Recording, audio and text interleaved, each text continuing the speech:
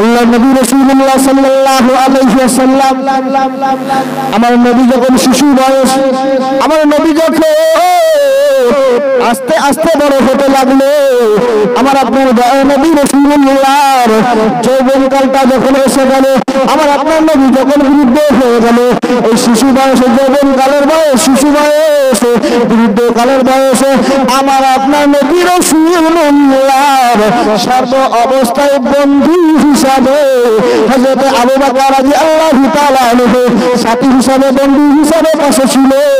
ও সোনার মালিক আমার, আপনি আবু বকর রাদিয়াল্লাহু তাআলা আনহুর জীবনী পড়ে দেখেন, আল্লাহ নবীর হাদিসগুলো দিয়ে গবেষণা করে দেখেন, আবু বকর রাদিয়াল্লাহু তাআলা আনহু আমার আপনার নবীকে কোন সময় কোন অ্যাঙ্গেলে বন্ধু বলে ডাকে নাই। আমার আপনার নবীকে যখনই ডাকার ইচ্ছা হয়েছিল, সব সময় সর্ব অবস্থায় ইয়া রাসূলুল্লাহ, ইয়া হাবিবাল্লাহ বলে ডেকেছিল। আর একটু করে বলা গেল সুবহানাল্লাহ। আজকে তোমরা সম্পর্ক দিক থেকে দেখো, কিন্তু আবু বকর রাদিয়াল্লাহু তাআলা আনহু থেকে বড় সম্পর্কওয়ালা মানুষ আল্লাহ নবীর আর কেউ নাই পৃথিবীর জমিনে। একটু খেয়াল করুন, আল্লাহ নবীর সবথেকে ছোট স্ত্রী মা আয়েশা রাদিয়াল্লাহু তাআলা আনহা, হযরত আবু বকর রাদিয়াল্লাহু তাআলা আনহু ওনার ছোট কন্যা ছিল হযরত আয়েশা। আল্লাহর হুকুম হয়ে গেল আর আয়েশা রাদিয়াল্লাহু তাআলা আনহার সাথে আমার আপনার নবীর বিবাহ মুবারক হয়ে গেল। আমি আপনাদের যেটা বোঝাতে চাইছি ভালো করে খেয়াল করুন, কোন অ্যাঙ্গেলে কোন সময় নবীকে ভাই বলে ডাকা যাবে না, কোন অ্যাঙ্গেলে সম্পর্ক দিয়ে ডাকা যাবে না। কেননা আমার আপনার নবীকে ইয়া রাসূলুল্লাহ, ইয়া হাবিবাল্লাহ বলে স্বয়ং আমার আল্লাহ ডাকে। আর একটু জোরে বলুন সুবহানাল্লাহ। আল্লাহ নিজে ডাকে আর আমার আল্লাহ ফেরেশতাদেরকে ঘোষণা দিল যে আমার আপনার নবীকে যখনই ডাকবে, আমার হাবিব, আমার দোস্ত, আমার বন্ধুকে যখনই ডাকবে, তোমরা ইয়া রাসূলুল্লাহ, ইয়া হাবিবাল্লাহ বলে ডাকবে। আমার আল্লাহর হুকুমে আবু বকর রাদিয়াল্লাহু তাআলা আনহুর ছোট কন্যা মা আয়েশা রাদিয়াল্লাহু তাআলা আনহার সাথে আল্লাহ নবীর বিবাহ হয়ে গেল। পৃথিবীর জমিনে বাহ্যিকভাবে দেখতে গেলে যে এখন তাহলে আবু বকর রাদিয়াল্লাহু তাআলা আনহু আর আমার আপনার নবীর সম্পর্ক কি হয়, কি হবে একটু বলে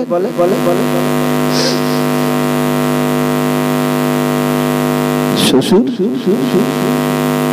জামাই, তাই তো নাকি? শ্বশুর জামাই। মুসলমানের ছেলেরা পৃথিবীর জমিনে একটা ইসলামিক কিতাব নিয়েছে দেখা, কোরআন শরীফ হাদিস শরীফে দূরে রাখলাম তারিখে ইসলাম, ইসলামের ইতিহাস। পৃথিবীর জমিনে এমন কোন একটা ইসলামিক কিতাব, ইসলামিক বই নিয়েছে দেখানো যে যেখানে লেখা আছে আবু বকর আর আমার আপনার নবীর সম্পর্কটা শ্বশুর জামাইয়ের আমার আল্লাহ হুকুম করে দিল, যতই তোমার জামাই হোক আমার নবী, কোনদিন তুমি আমার নবীকে জামাই বলে ডাকতে পারবে না। ও সোনার মালিক, আমার আপনার নবীর ইজ্জতের খাতিরে, আমার আপনার নবীর সম্মানের খাতিরে হযরত আবু বকর রাদিয়াল্লাহু তাআলা আনহু সম্পর্কের অ্যাঙ্গেলে কোনদিন জামাই বলে ডাকে নাই। আমার আপনার নবীকে ইয়া রাসূলুল্লাহ, ইয়া হাবিবাল্লাহ বলে ডেকেছে।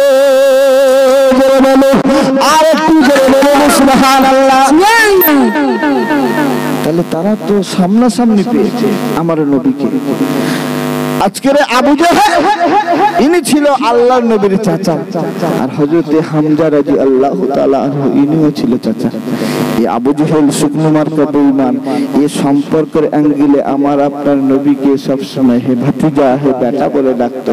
আর আমিরে হামজা রাদিয়াল্লাহু তাআলা আনহু আল্লাহর নবীর চাচা হওয়ার সত্ত্বেও আমার নবীর ইজ্জত দিয়ে সম্মান দিয়ে ইয়া রাসূলুল্লাহ, হাবিবাল্লাহ বলে দয়ার জান্নাত পেয়ে গেল। একটু জোরে বলেন না সুবহানাল্লাহ। আর আবু জেহেল নবীকে সম্পর্কের অ্যাঙ্গেলে দেখে জাহান্নামী হয়েছে। আজকে যারা আমরা মুসলমান আছি, তাহলে আমিরে হামজা আবু বকর রাদিয়াল্লাহু তাআলা আনহুর দেখে শিক্ষা নেব, নাকি ওই আবু জেহেলের দলের নাম লিখিয়ে আমার নবীকে সম্পর্কের অ্যাঙ্গেলে ভাই বলে ডাকবো? কোনটা ভাই বলে ডাকা যাবে না? আজকে যারা ভাই বলে ডাকছে, যদি আবু জেহেল বেঁচে থাকতো যে কি খুশি হতো, আবু জেহেলই জানে, কথা ঠিক কিনা? হায়দ্রাবাদ থেকে বিরিয়ানি নিয়ে এসে ওকে খাওয়াতো, কথা ঠিক না ভুল? আমার নবীর পাশে দুশমনি করেছিল সে জামানায় আবু জেহেল। আর আমরা উম্মতে মুহাম্মাদি আমরা কেন করব? পৃথিবীর জমিনে কোন জায়গায় নবীকে সম্পর্কের অ্যাঙ্গেলে ডাকা যাবে না এরকম কোন জায়গায় লেখা নেই। তুমি আমি কেন বলবো? আপনাদের বোঝানোর জন্য বলছি, হযরত উসমান গনি রাদিয়াল্লাহু তাআলা আনহু আল্লাহর নবীর তৃতীয় খলিফা ছিল। মুসলমানের ছেলেরা হযরত উসমান গনি রাদিয়াল্লাহু তাআলা আনহু আল্লাহর নবীর তৃতীয় খলিফা ছিল। এই উসমান গনি রাদিয়াল্লাহু তাআলা আনহু আল্লাহর নবীর দরবারে এসে বলে, ইয়া রাসূলুল্লাহ, ইয়া হাবিবাল্লাহ, আমি উসমান আজকে বড় অনাথ হয়ে গেলাম। ইয়া রাসূলুল্লাহ, ইয়া হাবিবাল্লাহ, আমি উসমান আজকে বড় একা হয়ে গেলাম।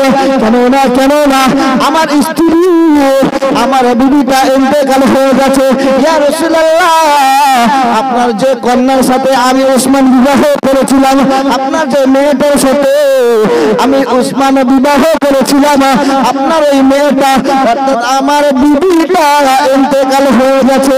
ইয়া রাসূলুল্লাহ, ইয়া হাবিবাল্লাহ, আমার স্ত্রী ইন্তেকাল হয়ে গেছে, আমি উসমান আজকে বড় একা হয়ে গেছি। এই এমন সময় উসমান গনি রাদিয়াল্লাহু তাআলা আনহু কাঁদতে কাঁদতে কাঁদতে আল্লাহর নবীর সামনে বসে আছে। এমন সময় দয়ার নবী রাসূলুল্লাহ সাল্লাল্লাহু আলাইহি ওয়াসাল্লাম হযরত উসমান গনি রাদিয়াল্লাহু তাআলা আনহু নিজে হাতে করে চোখের পানিটা মুছে দিয়ে বলে, হে উসমান, তুমি কেঁদো না, কেঁদো না, কেঁদো না। আমার একটা মেয়ে ইন্তেকাল হয়ে গেছে তো কি হয়েছে? আমার একটা স্ত্রী ইন্তেকাল হয়ে গেছে তো কি হয়েছে? আমার আরো একটা মেয়ে আছে যার সাথে আমি নবী আবারও তোমার সঙ্গে বিবাহ দিয়ে দেবো। মুসলমানের ছেলেরা, আপনি এই হাদিস শরীফের মধ্যে লক্ষ্য করুন, বুখারী শরীফে হাদিসটা পাওয়া যায়। উসমান গনি রাদিয়াল্লাহু তাআলা আনহুকে জিন্নুরাইদ অর্থাৎ দুটো নূরের অধিকারী বলে ঘোষণা করা হয়েছে। উসমান গনি রাদিয়াল্লাহু তাআলা আনহু আল্লাহর নবীর দুটো কন্যা, আল্লাহর নবীর দুটো মেয়ের সাথে বিবাহ হয়ে গেল। ও মুসলমানের ছেলেরা, এবার একটু বোঝার চেষ্টা করুন। তাহলে উসমান গনি রাদিয়াল্লাহু তাআলা আনহু আল্লাহর নবী রাসূলুল্লাহ সাল্লাল্লাহু আলাইহি ওয়াসাল্লামের সামনে যখন সামনাসামনি হয়ে যেত, যখন রুবারি হয়ে যেত, যখন ফেস টু ফেস হয়ে যেত, আল্লাহর নবী রাসূলুল্লাহ সাল্লাল্লাহু আলাইহি ওয়াসাল্লাম যখন উসমান গনি রাদিয়াল্লাহু তাআলা আনহু নবীর বাড়ি আসতো, নবীর সামনে আসতো, আমার নবীকে অন্তত একবার শ্বশুর আব্বা নয়, দুবার শ্বশুর আব্বা বলে ডাকা উচিত ছিল, কথা ঠিক না ভুল? দুটো মেয়ের বিয়ে করেছে, তাহলে একবার কেন দুবার শ্বশুর আব্বা বলা দরকার ছিল। পৃথিবীর জমিনে কোন হাদিস শরীফের মধ্যে পাবেন না, কোন হাদিসের কিতাবের মধ্যে পাবেন না। পৃথিবীর জমিনে আল্লাহর কোরআন শরীফ, ফিরিস্তারা কোরআন শরীফ ব্যাখ্যা করে আপনি তাও পাবেন না। ইসলামের ইতিহাস কিতাবের মধ্যে পাবেন না, আপনি তারিখে ইসলামের মধ্যে পাবেন না। তো উসমান গনি রাদিয়াল্লাহু তাআলা আনহু দয়াল নবী রাসূলুল্লাহকে কোন একদিন শ্বশুর বলে ডেকেছে?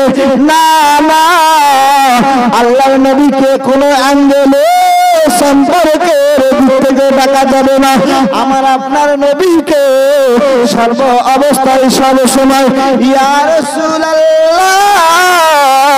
ইয়া হাবিবাল্লাহ বলে ডেকেছে। আর একটু জোরে বলা যাবে সুবহানাল্লাহ, নারে তাকবীর, আল্লাহুম্মা সাল্লি আলা সাইয়্যিদিনা মাওলানা মুহাম্মদ।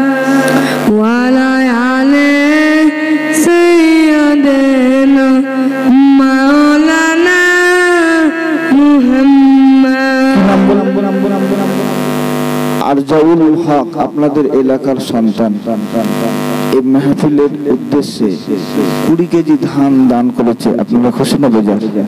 খুশি না বেজার? এটি খুশির সঙ্গে কিন্তু না রে না রে না রে এর জন্য একটু হাত তুলে দোয়া করি। আল্লাহুম্মা আমিন। রব্বানা যালামনা আনফুসানা ওয়া ইল্লাম তাগফির লানা ওয়া তারহামনা লানাকুনান্না মিনাল খাসিরিন। রব্বানা ওয়া আতিনা মা ওয়া'আদতনা আলা রাসূলিকা ওয়া লা তুখজিনা ইয়াওমাল কিয়ামা ইন্নাকা লা তুখলিফুল মিয়াদ। ও রব্বি আল্লাহ ইজআল যাওয়াল নবীর মাহফিল ইসলামের খাতিরে নবীর খাতিরে তোমাকে আল্লাহ বলে রব বলে স্বীকার করে দিয়ে ও আল্লাহ এই নবীর মাহফিলের জন্য 20 কেজি ধান দান করেছে। রব্বি আল্লাহ এই দানকে তুমি কবুল করে নাও। মাহমুদ আল্লাহ কবুল করে নিও। আমার ভাইজানের যত আত্মীয় স্বজন রহিম কবরে প্রত্যেকের কবরে সবটুকু পৌঁছে দিন। রব্বি আল্লাহ পৃথিবীর জমিনে ভাইজানের হালাল রুজিতে বরকত করে দিন। আমিন আমিন সুম্মা আমিন বিহাদিহিল কালিমাতুন তাইয়্যিবা লা ইলাহা ইল্লাল্লাহ মুহাম্মাদুর রাসূলুল্লাহ। তাহলে আজকের আমরা শিক্ষাগুলো আল্লাহর নবীর সাহাবাদের জীবনী থেকে নেব নাকি এই শুকনো মার্কা বেঈমান মার্কা যে সমস্ত আলেম আছে যারা মুনাফিক মার্কা মুসলমান আমরা তাদের থেকে শিক্ষা নেব নাকি সাহাবাদের থেকে শিক্ষা নেব? কোনটা নেব? সাহাবাদের থেকে শিক্ষা নেব। আমরা সাহাবাদের থেকে শিক্ষা নিয়ে একটু জান ধরে আমার নবীকে ইয়া রাসূলুল্লাহ হাবিবাল্লাহ বলে ডাকবো। ইয়া রাসূলুল্লাহ ইয়া হাবিবাল্লাহ বলো ইয়া রাসূলুল্লাহ ইয়া হাবিবাল্লাহ। জোরে বলেন ইয়া রাসূলুল্লাহ ইয়া হাবিবাল্লাহ। গোলাপ নীলাম গাধা নীলাম নীলাম রজনী গন্ধা আর সূর্য করে দাঁড়িয়ে প্রতাপে হাজার কিয়ামে নজরানা একবার দেখা দাও যদি ওগো নবীওয়ালা একবার দেখা দাও যদি ওগো কমলিওয়ালা একবার দেখা দাও যদি নিশিরাতের বেলা আর সূর্য করে জানাবে সবাই হাজার দরুদের নজরানা বলো বলো ইয়া রাসূলুল্লাহ ইয়া হাবিবাল্লাহ বলো ইয়া রাসূলুল্লাহ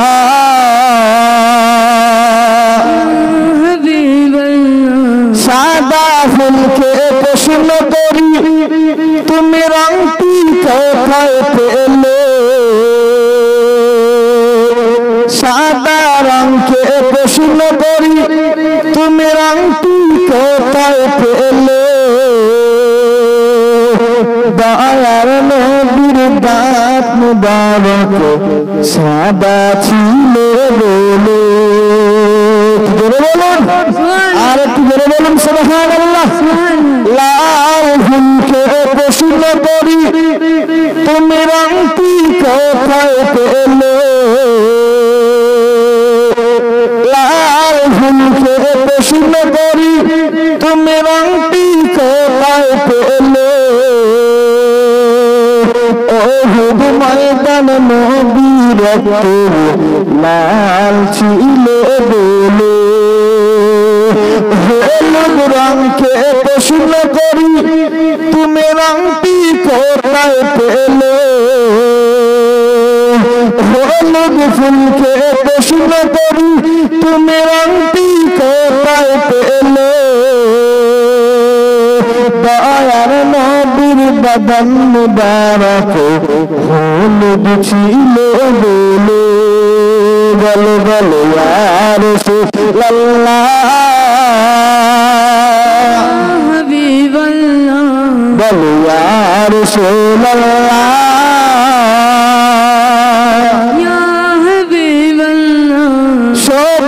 পাতার প্রশ্ন করি তুমি রংটি কোথায় পেলে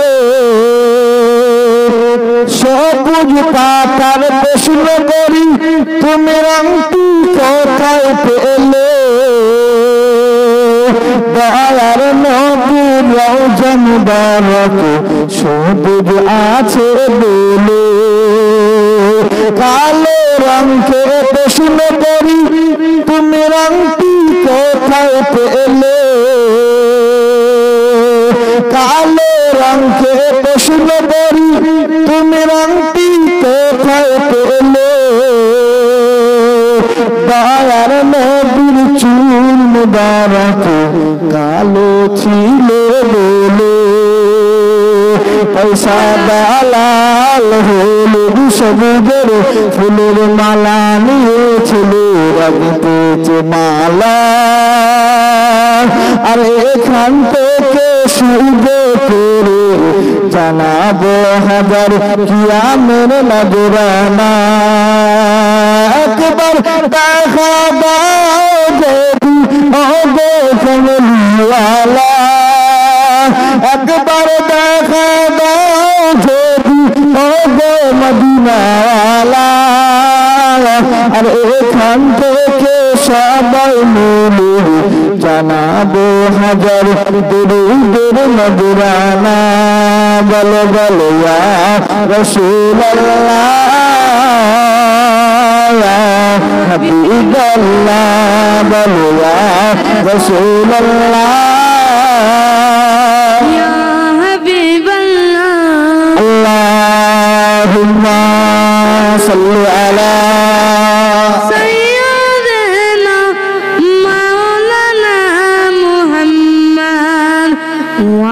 وعلى آل سيدنا مولانا محمد আমার সমস্ত বাবা ভাইরা যে কটা মানুষ এখানে আছে যারা চলে যাচ্ছে যাক অসুবিধা নেই কারোর হয়তো গায়ে লাগতে পারে আমার নবীর সম্মান বাড়ানো হচ্ছে যারা চলে যাবে যাক দুটো মানুষ যদি থাকে তিনটে মানুষ যদি থাকে যদি দুজন একজন পাঁচজন যদি হেদায়েত হয়ে যায় তাতেই আমার আল্লাহ মাহফিলটা কবুল করে নেবে একটু জোরে বলেন সুবহানাল্লাহ আর একটু জোরে বলো সুবহানাল্লাহ তাহলে আমি আপনাদেরকে বলতে চাচ্ছি আজকে পৃথিবীর জমিনে আব্বা মা দাদা দাদি নানা নানি চাচা চাচি খালা খালু ফুফু ফুফু মামা মামি ভাই ব্রাদার আত্মীয় স্বজন পাড়া প্রতিবেশী আপনি মুক্তবখানা মাদ্রাসা স্কুল কলেজ সমস্ত জায়গায় ছোট থেকে গিয়ে আমরা সব সময় একটা কলেমা শিখেছি লা ইলাহা ইল্লাল্লাহ মুহাম্মাদুর রাসূলুল্লাহ সাল্লাল্লাহু আলাইহি ওয়াসাল্লাম আজকে শুধু বাংলাদেশের একটা মসজিদের ইমাম নয়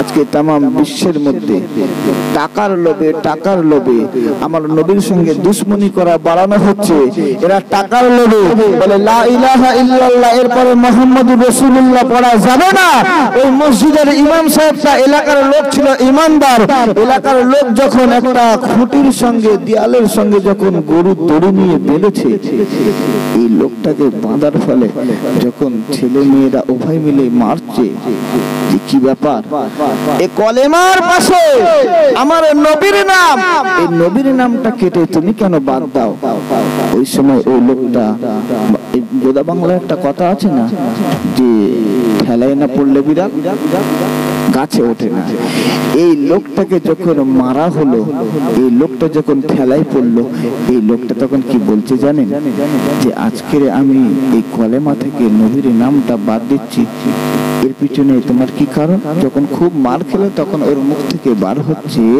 তখন ওই লোকটা বলছে যে এর পিছনে কারণ হলো আমি উপর মহল থেকে মাসে মাসে 1 লক্ষ করে টাকা পাই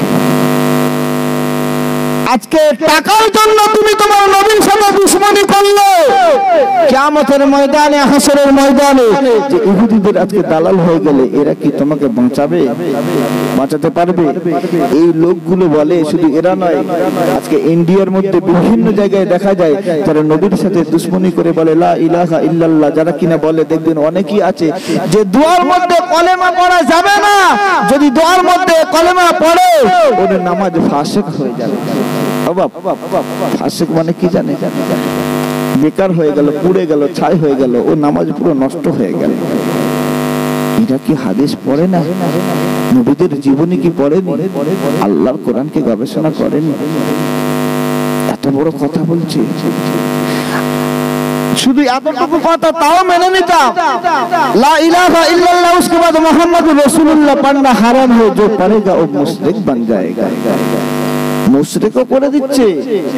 একটু ভালো করে বোঝার চেষ্টা করুন, একটু ভালো করে খেয়াল করুন। এরকম লোক যদি আপনাদের সামনে আসে, এদের পাল্লায় পড়বেন না। আপনি ভালো করে খেয়াল করুন, যে লোকটা মুশরিক হয়ে যাবে বলছে, কিছুক্ষণের জন্য আমরা সকলে মনে করুন তার কথাটা মেনে নিলাম। হযরত আদম আলাইহিস সালাতু ওয়াস সালাম, পৃথিবীর জমিনে এমন কোন মানুষ আছে কি যে মানুষটা বলবে যে আমি আদম নবীর আওলাদ নই, আমি আদম নবীর সন্তান নই? এরকম কেউ কি বলতে পারবে? পারবে না। প্রত্যেকের আদি পিতা হযরত আদম আলাইহিস সালাতু ওয়াস সালাম। কথাগুলো ভালো করে বোঝার চেষ্টা করুন। এই আদম নবীকে আমার আল্লাহ যখন রূহটা দান করলো, আদম নবী সিজদা অবস্থায় ছিলেন। আদম নবী যখন রূহটা দেওয়া হলো, সিজদা থেকে মাথা তুলে আল্লাহর আরশে মহল্লায় লেখা আছে, দেখছে লা ইলাহা ইল্লাল্লাহ, उसके बाद लिखा है মুহাম্মাদুর রাসূলুল্লাহ। একটু জোরে বলুন না সুবহানাল্লাহ। আর একটু জোরে বলা যাবে না সুবহানাল্লাহ? ভাইরা আমার বাবাজিরা, যে লোকগুলো আজকে বলে যে হাফেজ সাহেব, মাওলানা সাহেব, মুফতি সাহেব মক্কা মদিনার ইমাম যদি হয়ে যায়, আমরা তার কথা নেব না। আপনি নবীদের জীবনীগুলো দেখেন। হযরত আদম আলাইহিস সালাতু ওয়াস সালাম, আমার আল্লাহ যখন রূহটা দান করলো, আদম নবী সিজদা থেকে মাথা তুলে দেখে আল্লাহর আরশে মহল্লার উপরে লেখা আছে লা ইলাহা ইল্লাল্লাহ, उसके बाद लिखा है মুহাম্মাদুর রাসূলুল্লাহ। আর একটু করে বলা যাবে সুবহানাল্লাহ। দিনাজপুর এলাকায় বসবাস করেন, আপনি যখন হজ করতে যাবেন, মক্কার জমিনে যখন যাবেন, আল্লাহর কাবা ঘরে, এই কাবা ঘরে যে গ্লাসটা আছে, ওই কালো কালারের ওই গ্লাসের উপরে দেখবেন লেখা আছে লা ইলাহা ইল্লাল্লাহ, তারপরে লেখা আছে মুহাম্মাদুর রাসূলুল্লাহ। জোরে বলুন সুবহানাল্লাহ। হাজী সাহেব কেউ আছে? আমরা কাবা শরীফ যখন ছবির মাধ্যমে দেখেছি, মোবাইলের মাধ্যমে, টিভির মাধ্যমে যখন দেখেছি কাবা শরীফের গেলাপের উপরে লা ইলাহা ইল্লাল্লাহ এতটুকু লেখা আছে নাকি মুহাম্মাদুর রাসূলুল্লাহ লেখা আছে? কোনটা বলেন? মুহাম্মাদুর রাসূলুল্লাহ লেখা আছে। শুধু তাই নয়, আপনি যখন মিনা মুজদালিফায় যখন যাবেন, যেখানে আমার আল্লাহর নামটা নেওয়া হবে, ওখানে আমার নবীর নামটা নেওয়া হবে। আপনি যখন আরাফাতের ময়দানে যাবেন, যেখানে আমার আল্লাহর নামটা নেওয়া হবে, ওখানে আমার নবীর নামটা নেওয়া হবে। আপনি মদিনা শরীফে চলে যাবেন, যেখানে আল্লাহর নামটা নেওয়া হবে, ওখানে নবীর নামটা নেওয়া হবে। পৃথিবীর জমিনের দিকে খেয়াল করেন, আমাদের মসজিদে যখন আযান হয় আল্লাহু আকবার, আমার আল্লাহর নামটা যেমন নেওয়া হয়, ওই আযানের মধ্যে আমার আপনার নবীর নামটাও নেওয়া হয়। নবীর নাম কি করে বাদ দাও? নবীকে কেটে বাদ দিলে জান্নাত কোনোদিন পাওয়া যাবে না, যাবে না, যাবে না। ওই শ্রেণীর মানুষগুলো বলে আমরা ডাইরেক্ট আল্লাহকে ধরবো। ও বাবার ফাটা, বাবার বেটা মুসলমান, ডাইরেক্ট তুমি আল্লাহকে পাবে না। তুমি ভালো করে বোঝার চেষ্টা করো। আজকে তুমি মানুষ, পৃথিবীর জমিনের মুখটা দেখার জন্য তোমার আব্বাকে যদি একটা ওসিলা ধরতে হয়, তুমি আজকের পৃথিবীর জমিনের মুখ দেখেছো। তোমার আব্বা যদি একটা নারীর গায়ে স্পর্শ করতে হয়, একটা নারীর সঙ্গে যদি মেলামেশা করতে হয়, নারীর ওসিলা ছাড়া তুমি পৃথিবীর মুখ দেখোনি। তাহলে তুমি পৃথিবীর মুখ দেখতে গেলে ওসিলার একটা মাধ্যম এলো, তুমি আল্লাহকে ডাইরেক্ট পেয়ে যাবে। তা কখনো হবে না, হবে না। আমার নবীর মাধ্যমে আমার আল্লাহর কাছে যেতে হবে। ও মুসলমানের ছেলেরা, মসজিদের মধ্যে যখন নামাজ আদায় করা হয়, তাকবীরে তাহরিমা দেওয়া হয়, তাকবীর দেওয়া হয়। মুয়াজ্জিন সাহেব যখন তাকবীর দেয়, আমার আল্লাহর নামটা যখন নাই, এই তাকবীরের মধ্যে নবীর নাম বাদ দেয় নাকি নবীর নামও নিতে হয়? নবীর নামটাও নিতে হয়। আপনি যখন ইন্তেকাল হয়ে যাবে, এতগুলো মানুষ আমরা সকলে মিলে আপনাকে যখন কবরে শুইয়ে দেওয়া হবে, বিসমিল্লাহি ফি সাবিলিহি ওয়া আলা মিল্লাতি রাসূলিল্লাহ, সরাসরি মালিক আমার আপনাকে কবরে শোয়ানো হবে। তাও নবীর নামটা নেওয়া হবে। কবরে শোয়ানোর পরে আমরা সকলে মাটি দিয়ে আসবো। বিনহা খলাকনা কুম আফিকা আমি বিকুম আমিনহা নখরুজুকুম তারাতান উখরা, মাটিটা দিয়ে চলে আসবো। এই কবরে যাওয়ার পরে আপনার পরীক্ষা নেওয়া হবে। তোমার আল্লাহকে বলে জিজ্ঞাসা করা হবে, কথা ঠিক না ভুল? আল্লাহকে, রবকে আপনাকে বলতে হবে আমার খালিক মালিক আমার আল্লাহ। এরপরে জিজ্ঞাসা করা হবে তোমার ধর্ম কি। এখানে নবীর নাম জিজ্ঞাসা করা হবে না, নবীর নামটা লাস্টে জিজ্ঞাসা করা হবে। আল্লাহর পরে তোমার ধর্ম কি ছিল? ইসলাম। আমার আল্লাহ পৃথিবীর জমিনে সব থেকে ইসলাম ধর্ম সব থেকে ভালো, সব থেকে হেভি, সব থেকে গুড, সব থেকে ফাইন, সব থেকে আফজল, সব থেকে উত্তম, সব থেকে ইসমাত বলে মুসলমান ধর্মকে গ্রহণ করেছে। একটু জোরে বলুন না সুবহানাল্লাহ। আমি বলবো তখন আমার ধর্ম ইসলাম। এরপরে জিজ্ঞাসা করা হবে তোমার নবী কে ছিল। একটা কথা ভালো করে একটু বোঝার চেষ্টা করুন। আমার আপনার নবীর জন্য তামাম বিশ্বের জমিন আমার আল্লাহ তৈরি করলো, তাহলে এখানে আল্লাহর পরে নবীর নামের প্রশ্ন করাটাই উচিত ছিল, কিন্তু আমার আল্লাহ তা করেনি। আমার আল্লাহ লাস্ট নবীর নাম দিয়েছে। কেন বলেন তো? ফাইনাল পরীক্ষাটা কখন হয়? শেষে না আগে নাকি মাঝখানে? শেষে। ফাইনাল পরীক্ষা যদি পাস হয়ে যান, আমার আল্লাহ ওই কবরটাকে দিয়ে দিন জান্নাত বানিয়ে দেবে। একটু জোরে বলেন সুবহানাল্লাহ। আর একটু জোরে বলো সুবহানাল্লাহ। ও মুসলমানের ছেলেরা, আপনি যখন ওই কবরে গেলে আমার আল্লাহর নামটা যেমন নেওয়া হয়, আমার আল্লাহর কথা জিজ্ঞাসা করা হয়, ওই কবরে আমার নবীর নামটাও নেওয়া হয়। পৃথিবীর জমিনে আপনি কোরআন শরীফটা খুলে দেবেন, কোরআন শরীফের মধ্যে বিভিন্ন জায়গায় যেমন আল্লাহর নাম পাবেন, এই কোরআন শরীফের মধ্যে আমার আল্লাহ তার নবীর নামটা 4 জায়গায় লিখে দিয়েছে। ও মুসলমানের ছেলেরা, কোন নবীকে কেটে বাদ দিতে যাও, কোন নবীর পিছনে লাগো।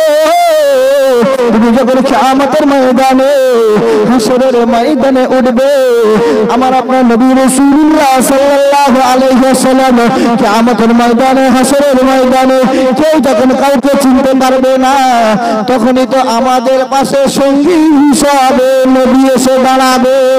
কিয়ামতের ময়দানে, হাসরের ময়দানে মেরা আল্লাহ কা নাম হোগা ইয়া আল্লাহু ইয়া কাহার। আমার আল্লাহ যখন কঠিন হয়ে যাবে এই কিয়ামতের ময়দানে, নবী ছাড়া কেউ থাকবে না, থাকবে না। শোনাচ্ছেন মালিক আমার, আমি এখানে আপনাদেরকে একটু বোঝাতে চাই, কিয়ামতের ময়দানে, হাসরের ময়দানে আমার আল্লাহর নাম হবে ইয়া আল্লাহু ইয়া কাহার। আমার আল্লাহ কঠিন হয়ে যাবে। পৃথিবীর জমিনে কোরআন শরীফ শরীফের মধ্যে খেয়াল করে আমার আল্লাহ কোরআন শরীফের মধ্যে 27 নম্বর পারায় একটা সূরা দিয়েছে। সূরাটার নাম হলো সূরা রহমান। এই সূরা রহমানের শুরুতে আমার আল্লাহ বলল আর রহমান আল্লামাল কুরআন খালাকাল ইনসান আল্লামাহুল বায়ান।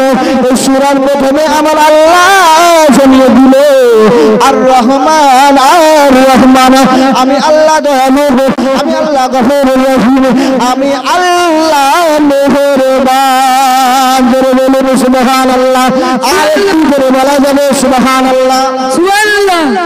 তাহলে এখানে দুটো কথা দু রকম বেরোলো, একটা পজিটিভ আর একটা নেগেটিভ। কুরআন শরীফ বলছে আমার আল্লাহ হলো দয়ালু গফুরুর রহিম, আবার কিয়ামতের ময়দানে আমার আল্লাহর নাম হবে কাহার, আমার আল্লাহ কঠিন হয়ে যাবে। আপনারা কোনটা মানবেন, একটা নাকি দুটোই? বলে নেগেটিভ পজিটিভ এই দুটো কি মানতে হবে? সাধারণ মানুষগুলো এইগুলো গুলিয়ে ফেলে, আর এইগুলো জানার জন্য ওই জন্য মাদ্রাসায় পড়তে হয়।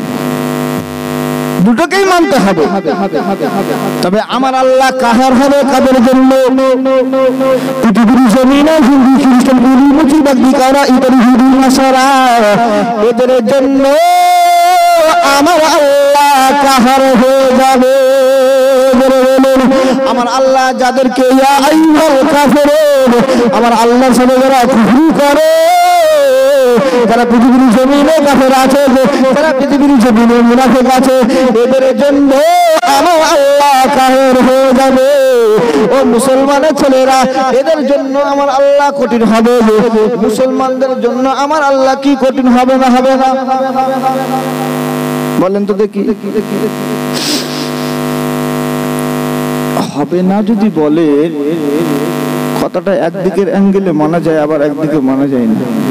কারণ যারা পরিপূর্ণ মুসলমান, যারা পরিপূর্ণ ঈমানদার, আমার আল্লাহ তাদের জন্য কাহার হবে না। আমার আল্লাহ এক শ্রেণীর মুসলমানের জন্য কাহার হবে। যারা মুসলমান হয়েছে, মদখোর হয়েছে, মুসলমান হয়েছে, জুয়াখোর হয়েছে, মুসলমান হয়েছে, দলের মার্কা হয়েছে, মুসলমান হয়েছে, তাসের আড্ডায় গিয়ে বসেছে, মুসলমান হয়েছে,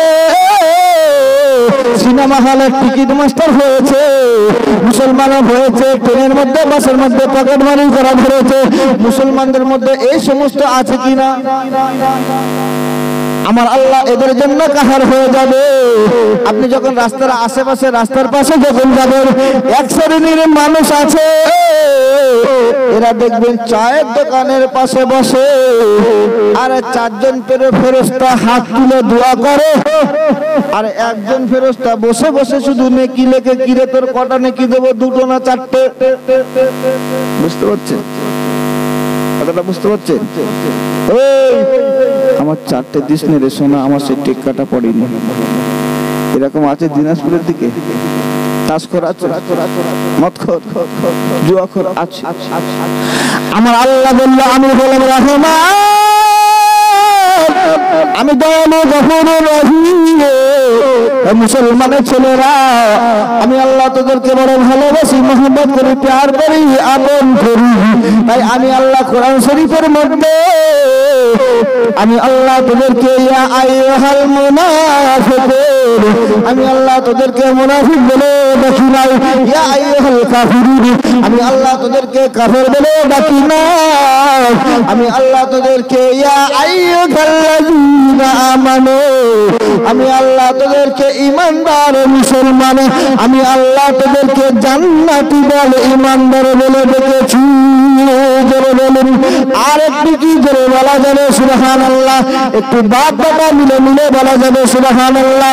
ও মুসলমানের ছেলেরা, এই কিয়ামতের ময়দানে আমার আল্লাহ তাআলা রহমান হবে কাদের জন্য? ওয়ালা তাহিনু ওয়ালা তাহজানু ওয়া আনতুমুল আলাউনা ইন কুনতুম মুমিনিন। পৃথিবীর জমিনে যারা মুমিন হবে, যারা নামাজি হবে, রোজাদার হবে, ফরজগার হবে, আল্লাহওয়ালা হবে, আল্লাহ ভীরু হবে, নবী প্রেমিক হবে, যারা কিনা রাতের আরামের ঘুমকে হারাম করে নবীর মহব্বতে জলসায় এসে বসবে, আমার আল্লাহ এদের জন্য কিয়ামতের ময়দানে রহমান হয়ে যাবে। বলে বলুন আর একটু কি জোরে বলা যাবে সুবহানাল্লাহ। আমার পয়েন্ট গুলো কিন্তু ভুলবেন না, পয়েন্ট গুলো যেখানে রেখে আসে ওখান থেকে শুরু করবো।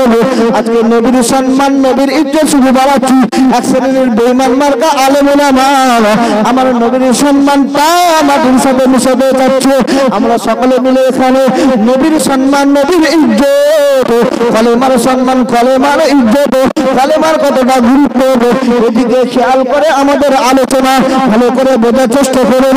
কিয়ামতের ময়দান, হাসরের ময়দান, এই নবীর করণীয় কি? আমার আল্লাহ যখন কার পাহাড় হয়ে যাবে, ডাইনে तरफ से आवाज आएगा रब्बी या नफ्सी, बाएं तरफ से आवाज आएगा रब्बी या नफ्सी, पीछे से आवाज आएगा रब्बी या नफ्सी, सामने से आवाज आएगा रब्बी या नफ्सी। अल्लाह मेरा क्या होगा, अल्लाह मेरा क्या होगा? हज़रत आदम अलैहिस्सलाम से लेकर आज तक जितना आदमी दुनिया में आया है या कब्र के अंदर गुजर गया है या क़यामत के तक आएगा, हर सब लड़का या लड़की मिलकर कहेगा अल्लाह मेरा क्या होगा, अल्लाह मेरा क्या होगा। आप लोग थोड़ा थोड़ा हिंदी समझते हैं ना, असुविधा হবে না তো? हज़रत आदम अलैहिस्सलाम अल्लाह मेरा क्या होगा, हज़रत शीशा अलैहिस्सलाम अल्लाह मेरा क्या होगा, हज़रत याकूब अलैहिस्सलाम अल्लाह मेरा क्या होगा, हज़रत अय्यूब अलैहिस्सलाम अल्लाह मेरा क्या होगा, हज़रत यूनुस अलैहिस्सलाम अल्लाह मेरा क्या होगा, हज़रत मूसा अलैहिस्सलाम अल्लाह मेरा क्या होगा, हज़रत यूसुफ अलैहिस्सलाम अल्लाह मेरा क्या होगा, हज़रत यूनुस अलैहिस्सलाम अल्लाह मेरा क्या होगा, हज़रत यूसुफ अलैहिस्सलाम अल्लाह मेरा क्या होगा, हज़रत इब्राहीम अलैहिस्सलाम अल्लाह मेरा क्या होगा, हज़रत इस्माइल नबी ने कहेगा अल्लाह मेरा क्या होगा, अल्लाह मेरा क्या होगा। तो नबी का हाल है। নবীদের যদি এরকম অবস্থা হয়, কিয়ামতের ময়দানে আজকে যারা নবীর সাথে দুশমনি করছে, আমি আপনি ছাড় পাবো বলে মনে হচ্ছে গো? নবীরা রব্বি নফসি, আল্লাহ আমার কি হবে, আল্লাহ আমার কি হবে। जब चारों तरफ से इतना हंगामा उतरेगी अल्लाह मेरा क्या होगा, अल्लाह मेरा क्या होगा, इस हंगामा में एक आवाज उतरेगी हबलिया उम्मती, हबलिया उम्मती। एक तो जोरे बोलो ना सुभान अल्लाह, আর একটু জোরে বলো সুবহানাল্লাহ। এই মানুষটা কে বলেন তো? কে? আজকে যার পিছনে দুশমনি করা হচ্ছে আমার আপনার দয়াল নবী রাসূলুল্লাহ সাল্লাল্লাহু আলাইহি ওয়াসাল্লাম। নারে তাকবীর, নারে তাকবীর, আল্লাহু আকবার। हर लड़का या लड़की, हर नबी ने, हर ओली ने, हर अंबिया ने, हर कुतुब ने मिलकर कहेगा अरे ये कौन है, इसको देखने पड़ेगा। क़यामत के दिन हर आदमी ने कहता है अल्लाह मेरा जन, अल्लाह मेरा जन। और ये कौन है जो अपने आप के लिए नहीं मांग रहा है, दूसरे के लिए मांग रहा है, इसको देखने पड़ेगा। हर सब मिलकर एक दल बनाएगा, ग्रुप बनाएगा, ग्रुप बनाकर ढूंढेगी, ढूंढते ढूंढते ढूंढते देखेगा मेरा अल्लाह के पास एक आदमी बैठा हुआ है, मेरा अल्लाह के पास एक आदमी बैठा हुआ है। हज़रत आदम अलैहिस्सलाम सबसे पहले दोनों हाथ उठा कर कहेगा ओ ये तो दूसरा कोई नहीं है, ये नबी मोहम्मद रसूलुल्लाह है। एक जोरे बोलो ना सुभान अल्लाह, सुभान अल्लाह। और एक जोरे बोलो सुभान अल्लाह। हाथ उठा हुआ है, झोली फैला हुआ है, अल्लाह मेरा उम्मत, अल्लाह मेरा उम्मत, अल्लाह मेरा उम्मत। अल्लाह उसको जहन्नम में मत डाल, अल्लाह वो जल जाएगा, वो मर जाएगा, वो बर्बाद हो जाएगा। अल्लाह उसके लिए जहन्नम के आग को हराम बनाकर जन्नत को वाजिब बना दो। जोरे बोलो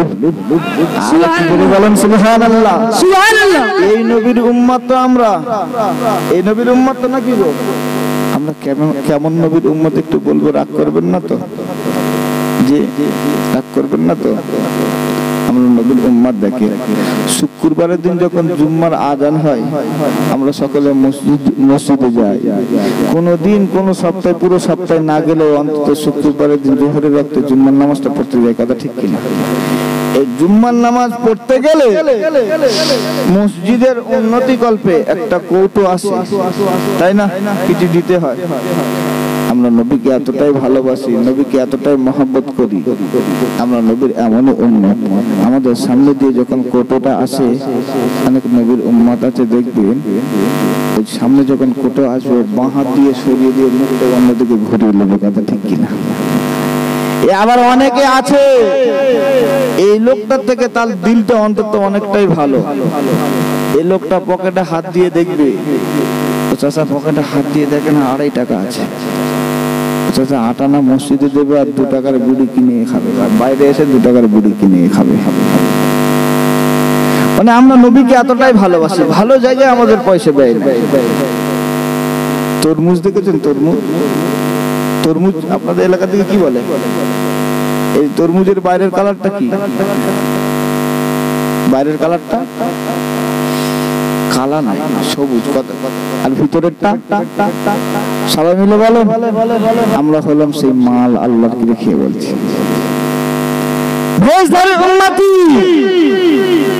हम लोग अल्लाह को मानता है, नबी को भी मानता है, कुरान को मानता है, हदीस को मानता है, मगर इंटरेस्ट सूद को हलाल मानकर जेब में भरता है। पता ठीक ना? हम लोग नबी को मानता है, कुरान को मानता है, हदीस को मानता है, मस्जिद को, इमाम को भी मानता है, मदरसा को भी मानता है, मौलवी को मानता है, जलसा को मानता है, मगर शराब को, मौत को हलाल मानकर हाथ में उठा लेता है। कथा ठीक ना? सारे जिंदगी झगड़ करता है, मारपीट करता है, गाली देता है।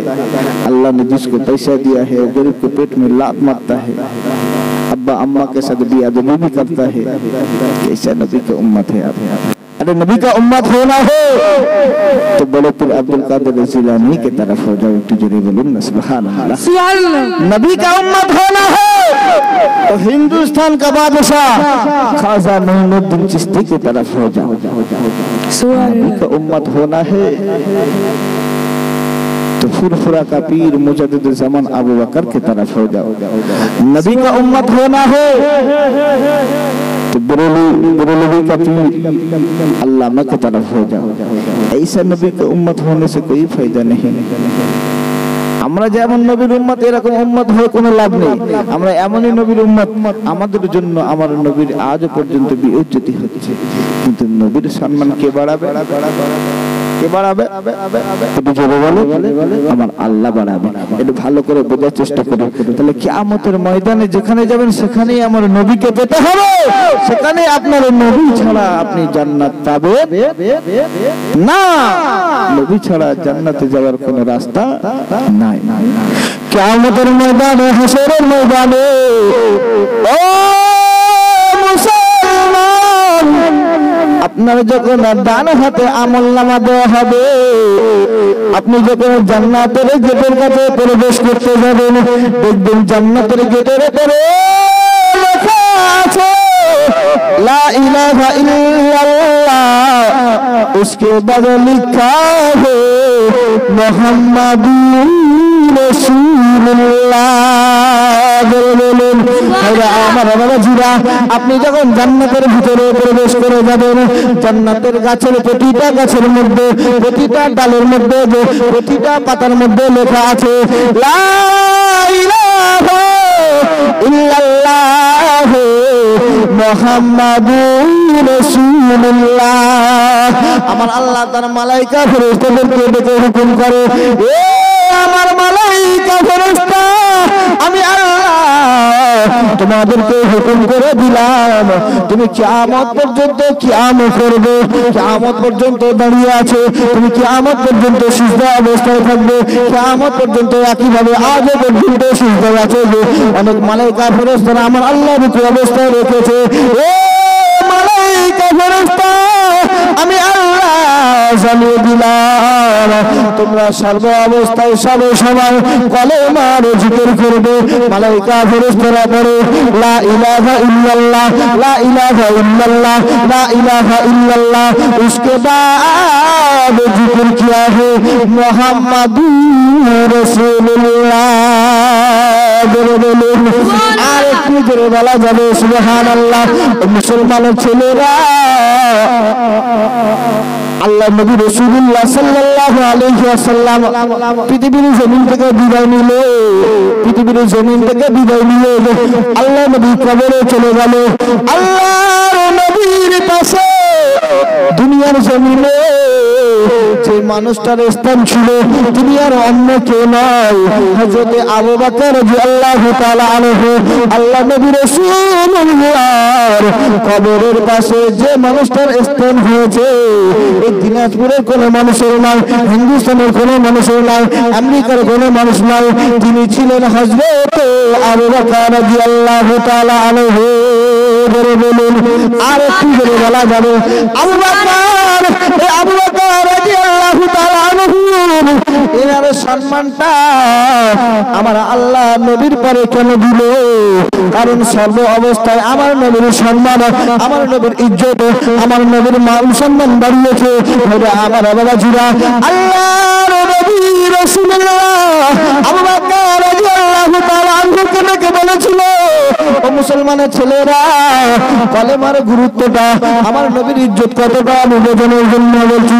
আবু বকর রাদিয়াল্লাহু তাআলা আনহু দয়ার নবী আবু বকরকে ডাকলেন, হে আবু বকর, আজকে তুমি মদিনার বাজারে চলে যাও। মদিনার বাজারে স্বর্ণকারের দোকানে যাবে, আর আমি নবী রাসূলুল্লাহ সাল্লাল্লাহু আলাইহি ওয়াসাল্লাম আমার হাতের আঙ্গুলের জন্য একটা আংটি করে নিয়ে আসবে, আর যে আংটির উপরে লিখে দেবে আমার আল্লাহর নাম। ও মুসলমানের ছেলেরা, নবীকে ভালোবাসলে আমার আল্লাহ তার স্থানটা কোথায় পৌঁছে দেয়, আমার আল্লাহ তার স্থানটা কোথায় বাড়িয়ে দেয়। খেয়াল করুন, আবু বকর রাদিয়াল্লাহু তাআলা আনহু আল্লাহ নবীর হুকুম দেওয়ার পরে গুটি গুটি পায়ে মদিনার বাজারে পৌঁছে গেল। ওই স্বর্ণকারের দোকানে গিয়ে স্বর্ণকার হইতে গেল, ও মদিনার স্বর্ণকার ভাই, আমার নবীর জন্য একটা আংটি তৈরি করে, আর এই আংটির উপরে লিখে দিল আমার আল্লাহর নাম। এই আংটির উপরে লিখে দেবে আমার আল্লাহর নাম। ও মুসলমানের ছেলেরা, আবু বকর রাদিয়াল্লাহু তাআলা আনহু আমার স্বর্ণকার ভাইয়ের কাছে গিয়ে এই হুকুমটা দিয়ে আস্তে আস্তে করে নিজের বাড়ির দিকে রওনা হয়ে যায়। এমন সময় লক্ষ্য করে দেখা যায় আবু বকর রাদিয়াল্লাহু তাআলা আনহুর অন্তরে রহমতের একটা ঝড় ওটা শুরু হয়ে গেল। হ্যাঁ, আবু বকর রাদিয়াল্লাহু তাআলা আনহু চিন্তা করে, পৃথিবীর জমিনে মিনা মুজদালিফা মক্কা মদিনায় পৃথিবীর জমিনে যে কোণ থেকে আযান হয়, যেখান থেকে লক্ষ্য করে দেখা যায় আমার আল্লাহর নাম, আর আমার আল্লাহর পরে আমার নবীর নাম। আবু বকর রাদিয়াল্লাহু তাআলা আনহু এটা কিভাবে সহ্য করি যে আল্লাহর নবীর হাতে একটা আংটি থাকবে, আর ওই আংটির উপরে আমার আল্লাহর নাম থাকবে, আর নবীর নামটা থাকবে না। নবীর হাতে আমার আল্লাহর নাম থাকবে, আর আল্লাহর পরে নবীর নাম থাকবে না, এটা হতে পারে না। আবু বকর রাদিয়াল্লাহু তাআলা আনহু আবার ছুটে ওই স্বর্ণকারের দোকানে ফিরে এলো। ও মদিনার স্বর্ণকার ভাই, তুমি যে আংটিটা তৈরি করবে, এই আংটির উপরে আমার আল্লাহর নামটা লিখবে, আর এরপরে আমার দয়ার নবীর নামটা লিখে দেবে। আর একটু জোরে বলা যাবে সুবহানাল্লাহ, একটু চিল্লে বলুন না সুবহানাল্লাহ। ও মুসলমানের ছেলেরা, লম্বা চওড়া আলোচনা, এই আলোচনার মধ্যে যেখানে শিক্ষা আছে ওই জায়গাটাই বোঝানোর জন্য আপনাদের নিয়ে যাচ্ছি। আমি মাঝখানে লম্বা হলে না, অত দিকে যাচ্ছি না, ভালো করে বোঝার চেষ্টা করুন। আংটিটা এমন সময় তৈরি হয়ে গেল, হযরত আবু বকর রাদিয়াল্লাহু তাআলা আনহু এই আংটিটা নিয়ে আমার আপনার নবীর সামনে, আমার আপনার নবীর কাছে গিয়ে আমার নবীর হাতে যখন তুলে দিল, নবী রাসূলুল্লাহ আবু বকর রাদিয়াল্লাহু তাআলা আনহুকে ডেকে বলে, এ আবু বকর, আমার হুকুম ছিল